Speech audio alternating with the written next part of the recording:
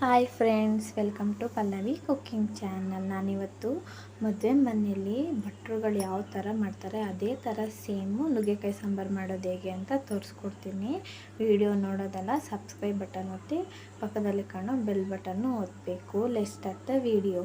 ನಾನೀಗ ಕುಕ್ಕರ್ಗೆ ಅರ್ಧ ಕಪ್ ಆಗೋಷ್ಟು ಬೇಳೆನ ತೊಗೊಂಡಿದ್ದೀನಿ. ಮತ್ತೀಗ ಇದನ್ನು ತೊಳ್ಕೊಬಂದ್ಬಿಡೋಣ. ಅದಕ್ಕೆ ನಾನು ಬೀನಿಸು, ಕ್ಯಾರೆಟು, ಬದನೆಕಾಯಿ, ಆಲೂಗೆಡ್ಡೆ 4 ಥರ ತರಕಾರಿ ತೊಗೊಂಡಿದ್ದೀನಿ. ನೀವು ಎಷ್ಟು ಥರ ಇದೆ ಅದನ್ನು ಹಾಕೋಬೋದು, ಇಲ್ಲ ತರಕಾರಿನ ಸ್ಕಿಪ್ ಕೂಡ ಮಾಡ್ಬೋದು. ಅದಕ್ಕೆ ಒಂದು ಈರುಳ್ಳಿ ಕಟ್ ಮಾಡಿ ಹಾಕ್ಕೊಂಡಿದ್ದೀನಿ. ನಾನಿಲ್ಲಿ ಒಗ್ಗರಣೆಗೆ ಈರುಳ್ಳಿ ತೊಗೋತಲ್ಲ, ಅದಕ್ಕೋಸ್ಕರ ನಾನು ಇಲ್ಲೇ ಹಾಕೋತಾ ಇದ್ದೀನಿ. ಮತ್ತು 5 ಟೊಮೊಟೊ ತೊಗೊಂಡಿದ್ದೀನಿ, ಅದನ್ನು ಹಾಕ್ಕೊಂಡೆ.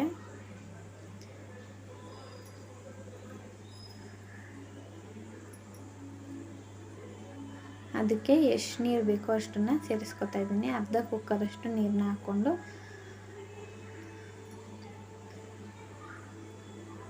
ಗ್ಯಾಸ್ ಹಚ್ಕೋತಾ ಇದ್ದೀನಿ. ಕುಕ್ಕರ್ ಇಟ್ಟು ಲಿಡ್ ಕ್ಲೋಸ್ ಮಾಡ್ಕೊಬಿಡೋಣ. ಇದು ಕೂಗಷ್ಟರಲ್ಲಿ ನಾವು ಇದಕ್ಕೆ ಎಣ್ಣೆನ ಬೇಕು ಅದನ್ನೆಲ್ಲ ರೆಡಿ ಬಂದ್ಬಿಡೋಣ. ಫಸ್ಟ್ ನಾನು ಹುಣಸೆಹಣ್ಣು ನೆನೆ ಹಾಕೋತಾ ಇದ್ದೀನಿ. 1 ಹಿಡಿಯಷ್ಟು ಹುಣಸೆಹಣ್ಣು, ಅದಕ್ಕೆ ಸ್ವಲ್ಪ ನೀರು ಹಾಕ್ಕೊಂಡು ತೆಗ್ದು ಇಟ್ಕೊತಾ ಇದ್ದೀನಿ. ನೆಕ್ಸ್ಟ್ ನುಗ್ಗೆಕಾಯಿನ ನಾನು ಸಿಪ್ಪೆ ಎಲ್ಲ ತೆಗ್ದು ಇಟ್ಕೊಂಡಿದ್ದೀನಿ. ನೀರೊಳಗೆ ಹಾಕಿ ಇಟ್ಕೊಳ್ಳಿ. ಮತ್ತು ಕುಕ್ಕರು 4 ವಿಜಿಲ್ ಕೂಗಿ ಆರಿದೆ.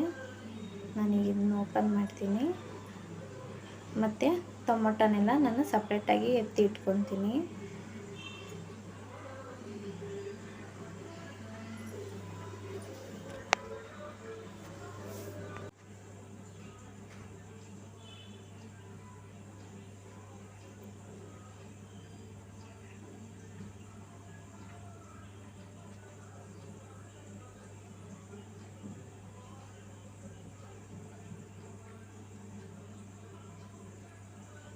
ಸಪ್ರೇಟಾಗಿ ತೆಗೆದಿಟ್ಕೊಂಡಾದ್ಮೇಲೆ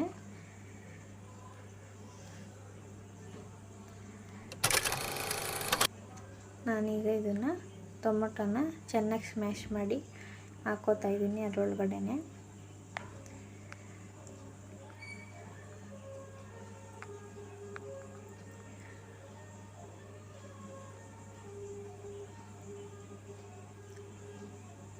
ಅದಾದಮೇಲೆ ಹುಣಸೆ ಹುಳಿ ಚೆನ್ನಾಗಿ ಅದು ಸಿಪ್ಪೆ ಎಲ್ಲ ತೆಗ್ದು ಸಪ್ರೇಟ್ ಮಾಡಿ ಇಟ್ಕೊಂಡು ಹಾಕೋತಾ ಇದ್ದೀನಿ.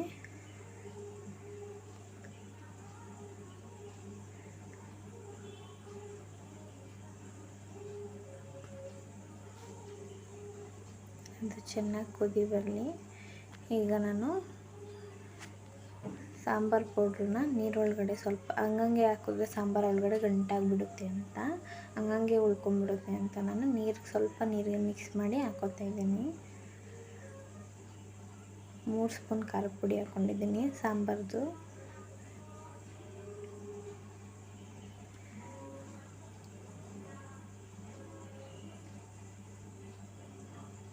ಇದನ್ನು ಈಗ ಸಾಂಬಾರು ಒಳಗಡೆ ಹಾಕಿಬಿಡೋಣ.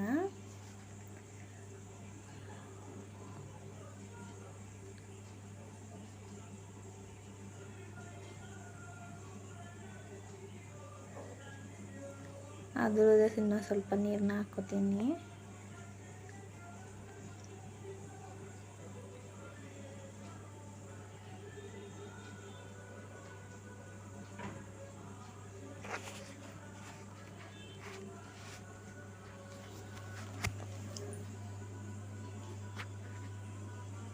ಮತ್ತು ಇದಕ್ಕೆ ನೀರು ಎಷ್ಟು ಬೇಕೋ ಹಾಕ್ಕೊಂಡು ಕುದಿಯೋಕ್ಕೆ ಬಿಟ್ಬಿಡೋಣ.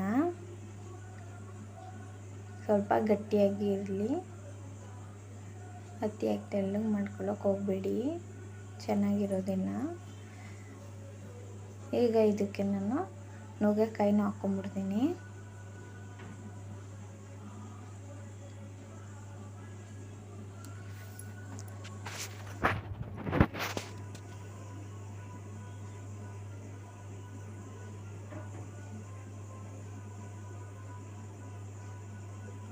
ನೋಡಿ, ಈಗ ಇದು ಕುದಿನೂ ಬಂದಿದೆ. ಇದಕ್ಕೀಗ ಒಗ್ಗರಣೆ ಕೊಟ್ಕೊಂಡ್ಬಿಡೋಣ.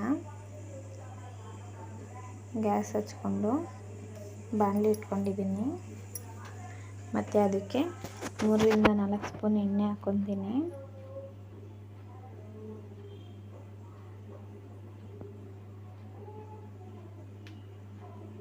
ಮತ್ತು ಸ್ವಲ್ಪ ಸಾಸಿವೆ,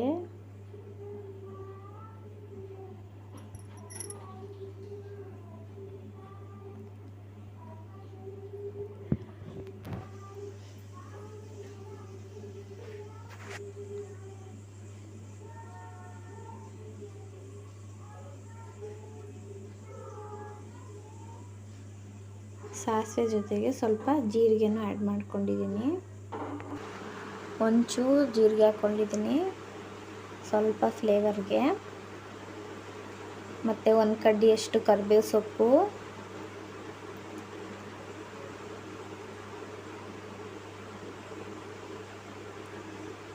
ಒಂದು 3-4 ಬ್ಯಾಡಗಿ ಮೆಣಸಿನ್ಕಾಯಿ ಮುರಿದು ಹಾಕ್ಕೊತಾ ಇದ್ದೀನಿ. ಈಗ ಇದನ್ನು ಫ್ರೈ ಮಾಡ್ಕೊಂಡ್ಬಿಡೋಣ.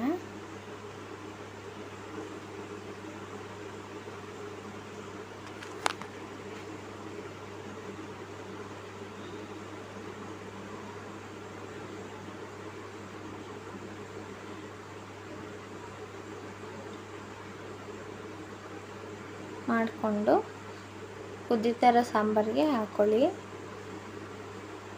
ಇದು ತುಂಬ ಚೆನ್ನಾಗಿ ಬರುತ್ತೆ.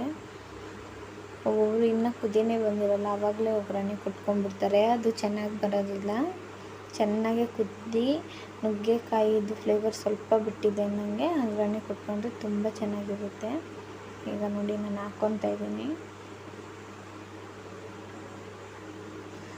ಹಾಕ್ಕೊಂಡು ಬಾಣಲಿಗೆ ಸ್ವಲ್ಪ ಸಾಂಬಾರು ಹಾಕ್ಕೊಂಡು ತಿರ್ಗೊಯ್ಕೊತೀನಿ.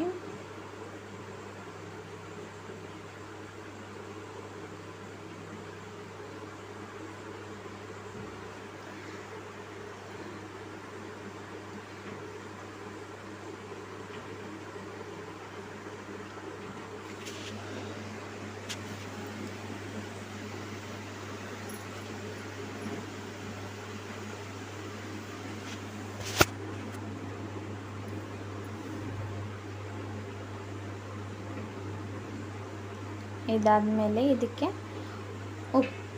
ಉಪ್ಪು ಎಷ್ಟು ಬೇಕು ನೋಡಿಕೊಂಡು ಹಾಕ್ಕೊಳ್ಳಿ.